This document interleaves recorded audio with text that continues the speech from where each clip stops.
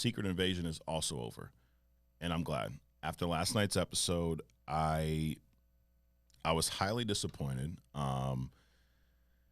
This is what I was hoping for the whole time.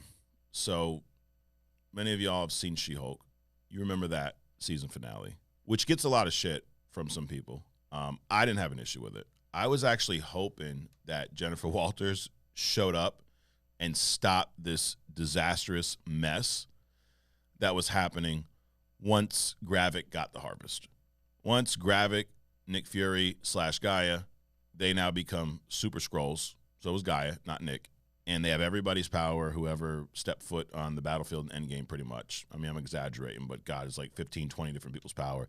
They mastered them like this, so that was great, right?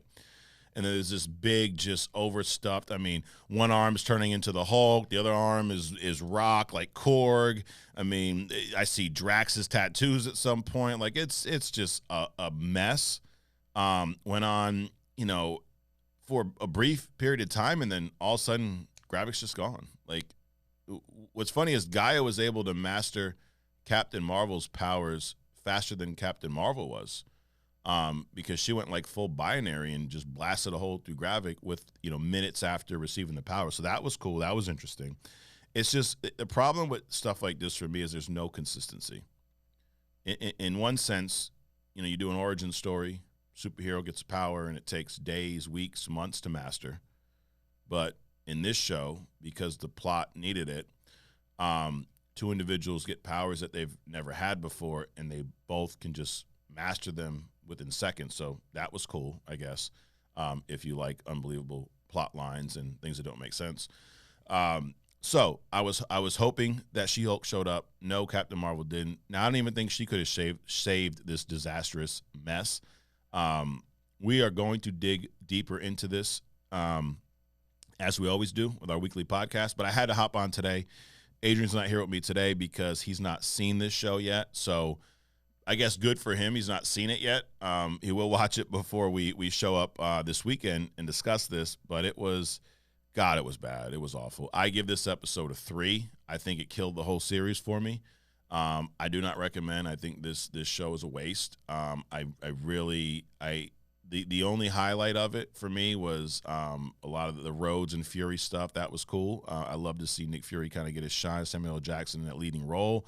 Too bad the story sucked. It's almost like the Ben Affleck Batman. Like, great look. Glad he did great in the part, but the overall story sucked. So you got that. One good thing coming out of it, we're going to see more of Sonya. I think Farnsworth is her character. So I thought she was great throughout.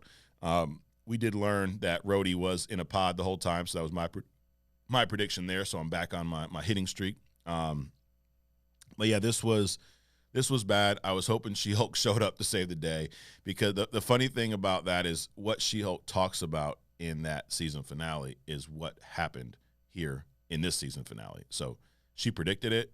Too bad she was able to save it on her own show.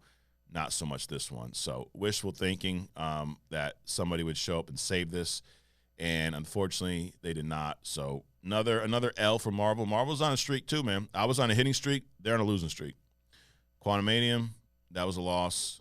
I would even say, despite the hat, I would say Wakanda Forever was, it was there. Guardians, that was an up. That was a win. Guardians was, but this was a major L.